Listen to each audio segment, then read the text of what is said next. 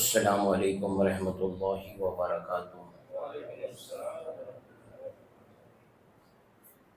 نحمده ونصلي ونسلم على رسوله الكريم، اما بعد، فاعوذ باللہ من الشیطان الرجیم، بسم اللہ الرحمن الرحیم۔ ان الذين قالوا ربنا الله ثم استقاموا تتنزل عليهم الملائكة ألا تخافوا ولا تحزنوا وأبشروا بالجنة التي كنتم توعدون۔ آمنت بالله صدق الله المولانا العظيم وصدق رسوله النبي الأمين المكين الكريم، ونحن على ذلك لمن الشاهدين والشاكرين، والحمد لله رب العالمين۔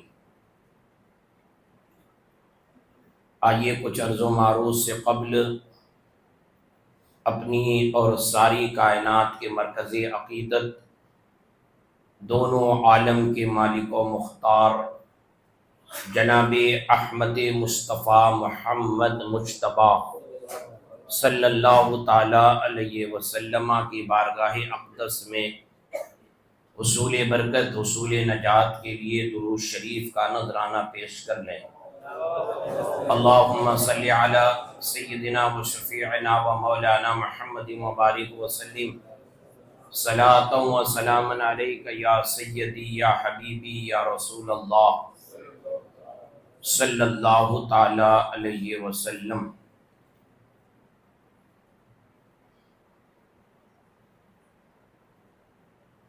ربیع الآخر شریف کا یہ مہینہ،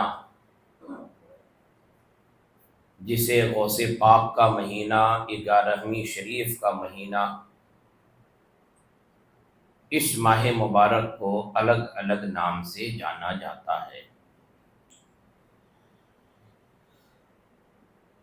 اللہ پاک ہم سب کو سرکار سیدنا غوث پاک کے فیوز و برکات سے مالا مال فرمائے۔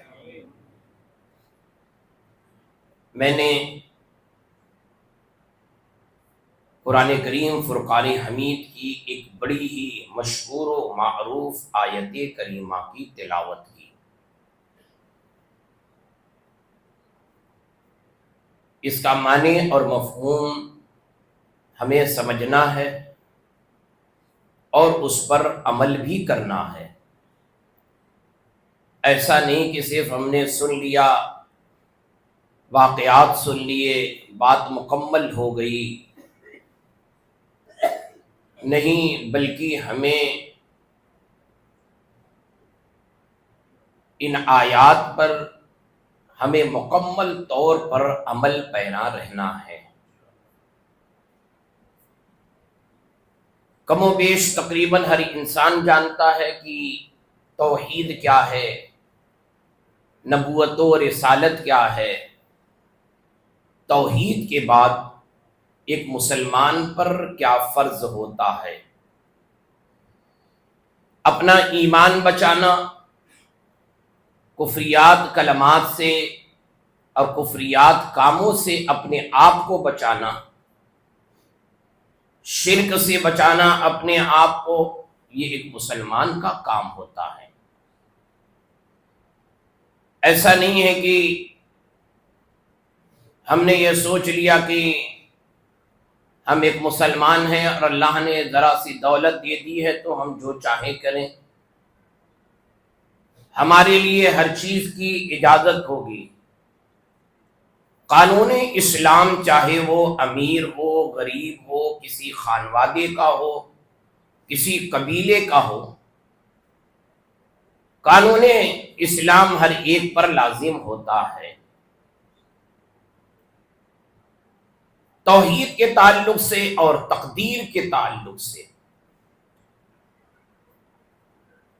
ہمارے اندر بہت کم علم ہے کہ ہم توحید کو سمجھ سکیں۔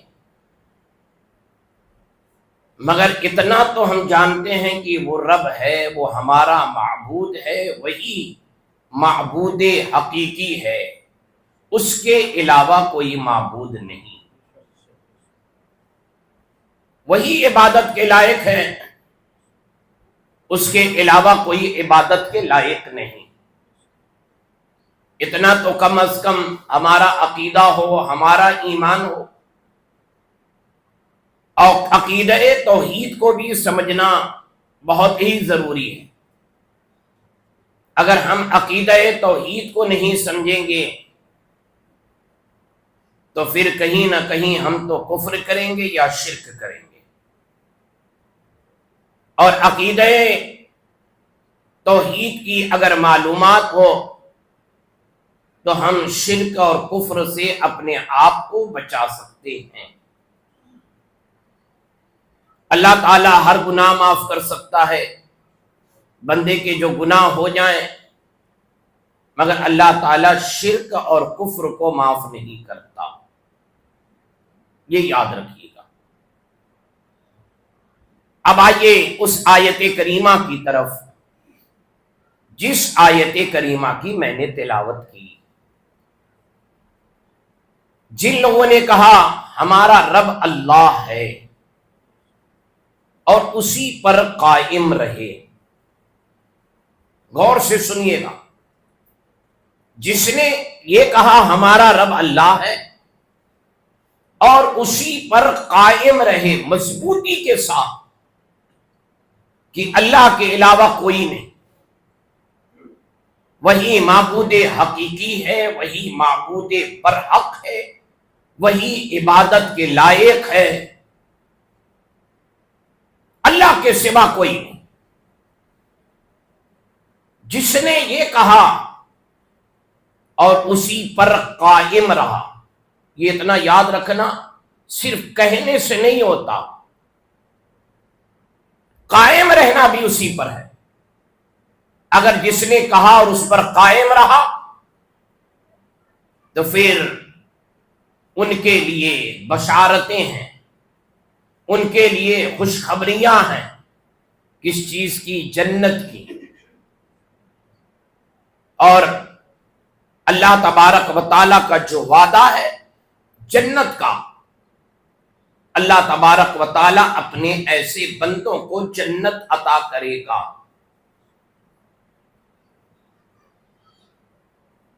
اللہ تعالیٰ نے ایمان کی دولت سے سرفراز کیا ہے تو ایمان بچانا بھی، ایسا نہیں کہ ایک ہاتھ پہ تیتر ایک ہاتھ پہ بٹیر، جو سمجھ میں آیا ہم کرتے چلے گئے اور ہم یہ سوچیں کہ ہمارے لیے اس چیز کی اجازت ہے۔ آج مسلمانوں میں بہت ایسے مسلمان ہیں جو اس طرح کے کام کرتے ہیں، پتہ نہیں وہ کس ایگو میں رہتے ہیں، اللہ ہی جانے، اس طرح کے کفریات کام کر جاتے ہیں۔ اور یہ کہا گیا ہے کہ اے ایمان والو، مکمل طور پر اسلام میں داخل ہو جاؤ، آدھے ادھورے طور پر نہیں، مکمل طور پر اسلام میں داخل ہو جاؤ۔ یہ نہیں کہ دل کہیں اور ہے، دماغ کہیں اور ہے، بلکہ مکمل طور پر قرآن کہہ رہا ہے اسلام میں داخل ہو جاؤ۔ مکمل طور پر اسلام میں داخل ہونے کے معنی اور مطلب کیا ہے؟ ہم نے تمام چیزوں کو، تمام معبودان باطلہ کو، تمام شرک اور کفر کو ہم نے چھوڑ دیا اور ہم مکمل طور پر اسلام میں داخل۔ ایسا نہیں کہ کہیں بھی ہاتھ پھیلا دیا اور کہیں بھی ہار پہنا دیا، ایسا نہیں چلتا اسلام۔ کہیں بھی ہاتھ پھیلاؤ اور کہیں بھی جا کر ادب کے ساتھ ہار پہناؤ، تو ہار کہیں بھی پہنا اور کہو کہ ہم اسلام میں داخل ہیں، تو یہ اسلام میں داخل نہیں ہے، بلکہ اپنا ایمان دیکھنا پڑے گا کہ ایمان کیا کہتا ہے، شریعت کیا کہتی ہے، شریعت کی ان باتوں سے روک رہی ہے. آج ہمیں شریعت کا تو کوئی وہی لحاظ ہی نہیں ہے اور ہم بات بڑی بڑی کرتے ہیں. شریعت کی کوئی پاسداری نہیں ہے. ہم سرکار سیدنا غوث پاک کی بات کرتے ہیں. شریعت پر عمل نہیں ہے. سرکار غریب نواز کی بات کرتے ہیں. اب بتائیے، اگر شریعت پر عمل نہیں، شریعت کی پاسداری نہیں، اگر شریعت کے خلاف کام کرنے والا، اور جو شریعت کے خلاف کام کرتا ہے وہ گمراہیت کے راستے پر ہوتا ہے اور گمراہ ہو جاتا ہے.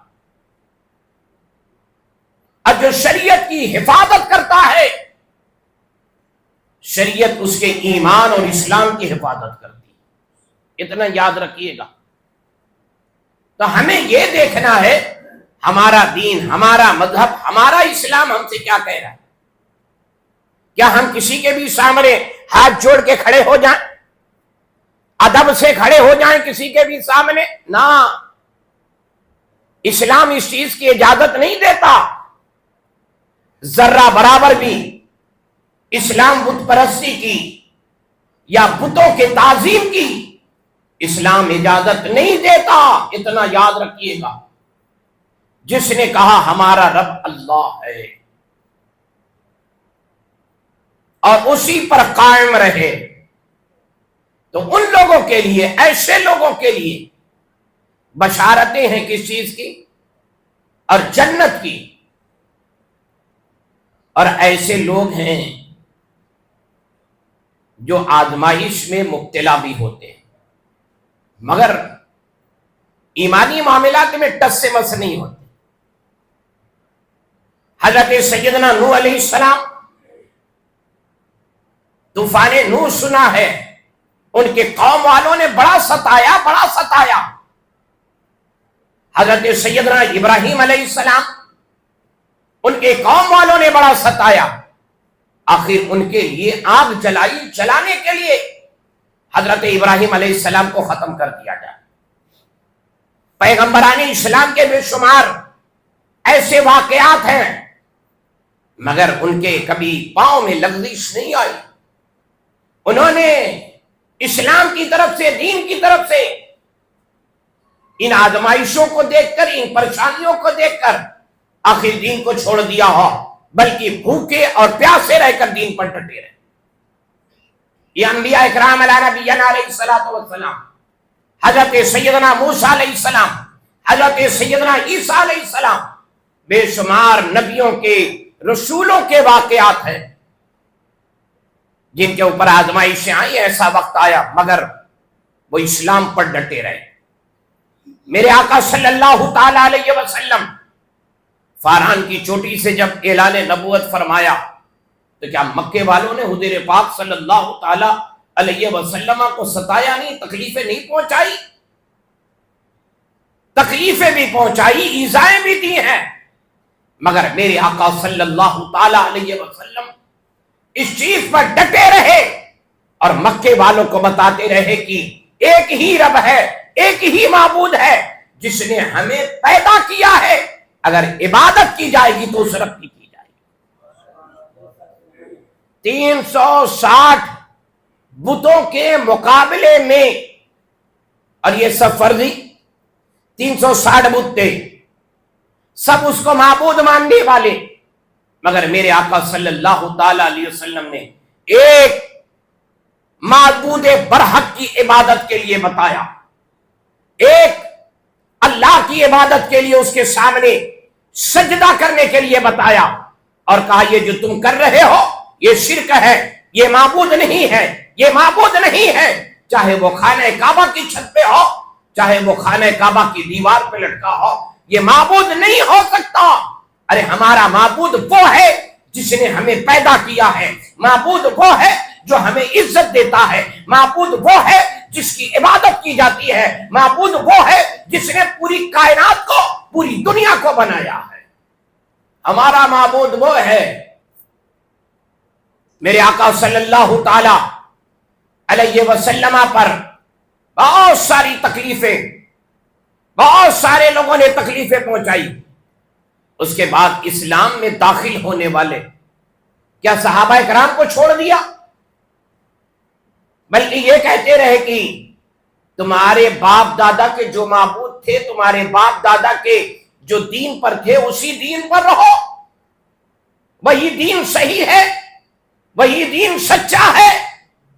مگر وہ اسلام لانے کے بعد یہ کہتے نا، جو ہمارے باپ دادا جس دین پر تھے وہ دین غلط ہے، دین محمدی صحیح ہے. وہ یہی کہتے تھے. وہ جس دین پر تھے، بتوں کی پوجا کرتے تھے، بتوں کی پرستش کرتے تھے، چاند اور سورج کی عبادت کرتے تھے، پہاڑ اور دریا کی عبادتیں کرتے تھے. نا، یہ سارے جو تھے، یہ جس دین پر تھے اس دین، یہ دین غلط تھا. دین وہ صحیح ہے جو محمد عربی بتا رہے ہیں. دین وہ صحیح ہے جو پیغمبر اسلام بتا رہے ہیں. دین وہ صحیح ہے جو نبی آخر الزماں بتا رہے ہیں. کلمہ پڑھنے کے بعد کیا تکلیفیں نہیں پہنچائی گئی؟ حضرت سیدنا بلال حبشی رضی اللہ تعالیٰ عنہ اتنی تکلیفیں دی گئی کہ آپ کو گرم ریت پر آپ کے سینے پہ پتھر رکھ کر آپ کو کھینچا جاتا تھا اور کہا جاتا تھا اپنے پرانے دین کی طرف پلٹ آئیے. اسی کو کہتے ہیں استقامت. کہ کتنی بھی پریشانی آ جائے، مصیبتیں آ جائے، کتنی بھی آزمائشیں آ جائے، مگر ہم نے جو کلمہ پڑھا ہے ہم اسی پر قائم اور دائم رہیں گے. ہمارا رب ایک ہے، ہمارا معبود حقیقی ہے، وہی معبود برحق ہے، اسی کی عبادت کی جائے گی. چاہے دنیا ادھر سے ادھر ہو جائے، جو ہونا ہے ہو جائے. یار ہم کچھ بھی کر لیں، کیا مسلمانوں پر پریشانی جو آنے والی ہے نہیں آئے گی؟ مسلمانوں پہ جو تکلیف آنے والی ہے کیا وہ تکلیفیں نہیں آئے گی؟ ہر تکلیفیں آئیں گی، چاہے آپ ہار پہنائیے کہ گجرا پہنائیے کہ پھول پہنائیے، جو پہنانا پہنائیے. پریشانی آنے والی ہے. جو مصیبتیں آنے والی ہے، سب سے بڑی مصیبت تو ہمارے لیے ہے کہ ایمان ہے اور ایمان چلا جائے. اس سے بڑی اور پریشانی ہمارے لیے مصیبت کیا ہوگی؟ ہم ایک رب کو ماننے والے، ایک خدا کو ماننے والے، جو ایک رب اور ایک خدا کو مانتا ہے اور اسی پر قائم رہتا ہے، اللہ فرماتا ہے انہی کے لیے جنت ہے. اتنا یاد رکھیے. حضرت بلال حبشی رضی اللہ تعالی بے شمار ظلم و ستم، مگر کبھی بھی ان کی زبان سے یہ نہیں نکلا کہ میں کلمہ چھوڑ دیتا ہوں یا محمد عربی صلی اللہ تعالی علیہ وسلم کے دامن کو چھوڑ دیتا ہوں. کہتے ہیں نا، میں غلام ہوں، مر جاؤں گا، مگر میں نے جو کلمہ پڑھا اسی کلمے پر رہوں گا. میں نے جسے نبی اور رسول مانا ہے اور میں نے جس خدا کو مانا ہے وہی خدا پوری کائنات کا معبود برحق ہے. اس طرح کے بے شمار واقعات ملتے ہیں. اب آئیے حضرت سیدنا امام احمد بن حنبل رضی اللہ تعالیٰ، آزمائش اور استقامت، جو دین پر ڈٹا رہے اسی کو استقامت کہتے ہیں. جو قرآن کے فرمان پہ ڈٹا رہے اسی کو استقامت کہتے ہیں. جو حدیث پاک کے فرمان پر ڈٹا رہے اسی کو استقامت کہتے ہیں. جو شریعت کے دامن کو مضبوطی سے تھام لے اسی کو استقامت کہتے ہیں. جو شریعت پر عمل کرے، اس کی پاسداری کرے، اسی کو استقامت فی الدین کہا جاتا ہے. اسی کو استقامت فی الدین کہا جاتا ہے. حضرت سیدنا امام احمد بن حنبل رضی اللہ تعالیٰ عنہ خلق قرآن کے مسئلے پر مامونیوں نے اتنا ستایا. آپ اپنے وقت کے محدث بھی ہیں، مفسر بھی ہیں، قرآن کا بھی علم ہے، حدیث کا بھی. مامونیوں نے اتنا ستایا اپنے وقت کے ایک امام کو، اپنے وقت کے عالم ربانی کو، مگر حضرت امام احمد بن حنبل رضی اللہ تعالیٰ عنہ کے پاؤں میں ذرہ برابر بھی لغزش نہیں آئی. یہاں تک کہ بادشاہ کی طرف سے سزا مقرر کی گئی. کتنی سزا تھی؟ کہ 28 کوڑے مارے جائیں انہیں، کیونکہ یہ حکومت کے خلاف تھے. حکومت کا قانون یہ تھا خلق قرآن کے مسئلے پر کہ قرآن جو ہے یہ اللہ کی مخلوق ہے. حضرت امام احمد بن حنبل فرماتے قرآن اللہ کا کلام ہے، قرآن اللہ کی کتاب ہے. اس قرآن کو اللہ نے اپنے محبوب کے قلب پاک پر اتارا ہے. یہ قرآن ہے، یہ آسمانی کتاب ہے، یہ آخری کتاب ہے. آخر سب ایک طرف، اللہ کا ایک محبوب اور مقبول بندہ ایک طرف. مگر آپ کے قول اور فعل میں ذرہ برابر بھی ادھر ادھر بات نہیں ہوئی. آخر 28 کوڑے، کیا ایک جلاد نے 28 کوڑے مارے؟ اتنی سخت سزا، 28 کوڑے 14 جلادوں نے مارے. یعنی ایک جلاد 2 کوڑے مارتا. آخر ایسا کیوں؟ بادشاہ نے کہا اگر ایک مارے گا تو ہو سکتا ہے 10 کے بعد تھک جائے، 14 کے بعد تھک جائے، 15 کے بعد تھک جائے. اگر 2 جن ماریں گے تب بھی ہو سکتا ہے تھک جائے، 3 مارے تب بھی تھک جائے. تو بادشاہ نے یہ تجویز کی کہ ایک جلاد صرف 2 کوڑا مارے گا. ایک جلاد صرف 2 کوڑے مارے گا.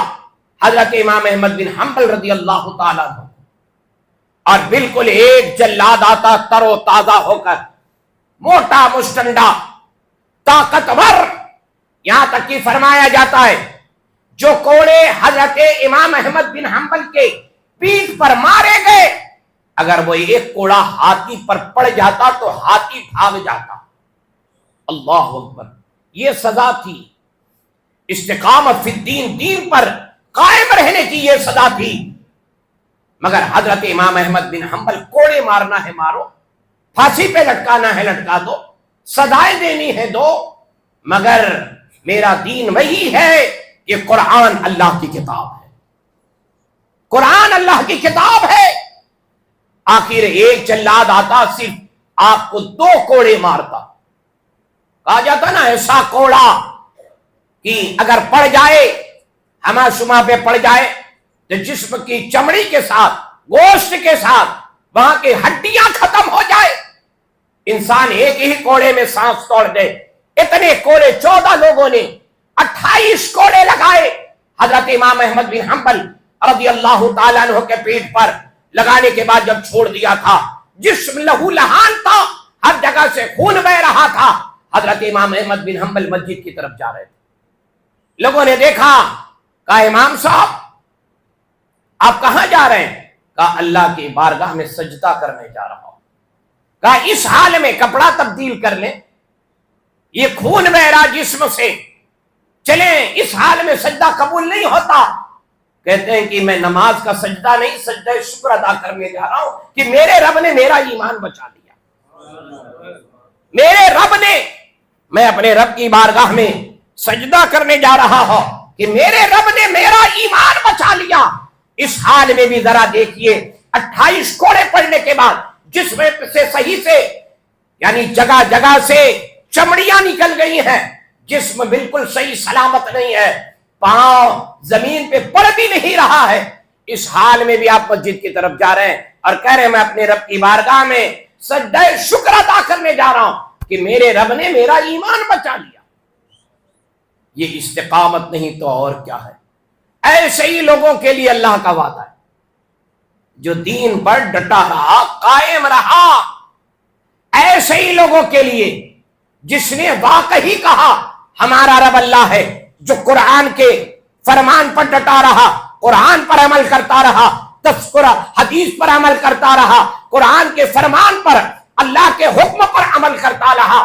اللہ فرماتا ہے ایسے لوگوں کے لیے جنت ہے، اور ان کے لیے خوشخبریاں دی جاتی ہے کہ اللہ نے جو وعدہ کیا ہے تم سے، تمہارا ٹھکانہ کچھ اور نہیں، تمہارا ٹھکانہ جنت ہے، جنت.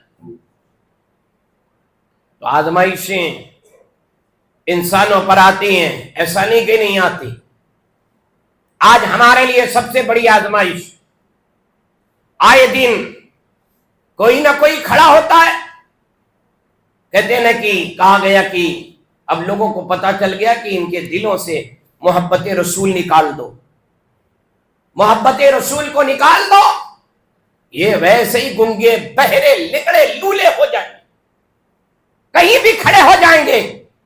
ان کا سب سے بڑا ہتھیار محبت رسول ہے، سب سے بڑا ہتھیار ہمارا جو ہے، سب سے بڑا ایمان، سب سے بڑی طاقت جو ہے وہ محبت رسول ہے، اور جس کے پاس یہ طاقت رہی یاد رکھنا اسی کے لیے جنت ہے، اور جو اس پر عمل کرتا رہا۔ آج ہمارے آئے دن یہ سننے میں آتا یہ نہیں کہنے کا، وہ نہیں کہنے کا، مجھے بڑا عجیب لگتا ہے یار۔ آپ کسی کے بارے میں کہو کہ میں آپ سے محبت کرتا ہوں، آپ سے پیار کرتا ہوں، آپ پر کیس نہیں بنے گا، یار عجیب بات ہے۔ اگر ہم کہہ دیں کہ ہمیں اپنے آقا سے پیار ہے، ہم تو سینہ ٹھوک کر کہتے ہیں نا، نہیں کہتے؟ ہمیں اپنے آقا و مولا صلی اللہ تعالی علیہ وسلم سے پیار ہے۔ پیار اس لیے ہے کہ میرے آقا صلی اللہ تعالی علیہ وسلم مومنوں کی جان سے بھی زیادہ قریب ہے، مومنوں کی جان سے بھی زیادہ، کیونکہ قرآن میں اللہ فرماتا ہے النبی اولا بالمؤمنین من انفسہم، نبی جو ہے وہ مومنوں کے جان سے بھی زیادہ قریب ہے۔ جب جان سے بھی زیادہ قریب ہے، جو جان سے زیادہ قریب ہوتا ہے، جس سے حقیقی محبت ہوتی ہے، اسی کو کہا جاتا ہے آئی لو یو، اسی سے کہا جاتا ہے ہمیں تم سے محبت ہے، ہمیں تم سے پیار ہے۔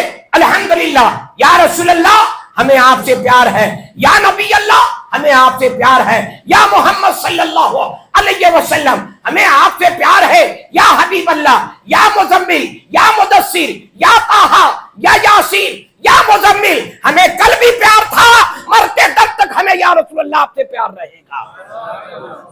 مرتے دم تک صرف یہ کہنے کی بات نہیں ہے، دنیا والوں کو بتا دو اگر ہم کسی سے حقیقی پیار کرتے ہیں، اپنے باپ سے بھی زیادہ، اپنی اولاد سے بھی زیادہ، اپنے دوست رشتہ دار، اپنے احباب سے بھی زیادہ، اپنے بھائیوں سے بھی زیادہ، اپنے بچوں سے بھی زیادہ اگر ہم کسی سے پیار کرتے ہیں تو وہ ہمارے آقا و مولا صلی اللہ علیہ وسلم کی ذات بابرکات ہے۔ یہ صرف کہنا نہیں ہے، اس پر عمل بھی کرنا ہے۔ سب کچھ ختم ہو جائے، سب چھوٹ جائے، یا رسول اللہ آپ کا دامن نہ چھوٹے، ساری محبتیں سب سے ختم ہو جائے، یا رسول اللہ آپ سے محبت کم نہ ہو، یا رسول اللہ صلی اللہ تعالی علیہ وسلم آپ سے محبت میں کمی نہ آئے۔ اے اللہ اپنے محبوب کی اتنی محبت ہمارے دلوں میں ڈال دے، ہم اٹھتے بیٹھتے تیرے محبوب کا نام لیتے رہے، ہم اٹھتے بیٹھتے تیرے محبوب کا نام لیتے رہیں۔ اور کیوں نہیں لیں گے؟ کیونکہ ہم جانتے ہیں کہ ہماری زندگی یہ نہیں ہے کسی کے لیے، ہے نا؟ یہ ہماری زندگی کسی اور کے لیے تھوڑی ہے، کسی ایرے گہرے نتھے خیرے کے لیے نہیں، زندگی یہ نہیں ہے کسی کے لیے، زندگی ہے نبی کے لیے۔ یہ زندگی بھی تو نبی کی ہے نا، زندگی ہے نبی کے لیے۔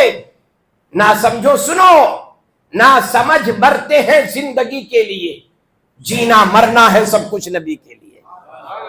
عیش کر لو یہاں منکروں چار دن، میرے مرشد اجازت حضور تاج الشریعہ فرماتے ہیں عیش کر لو یہاں منکروں چار دن، مر کے ترسو گے پھر زندگی کے لیے۔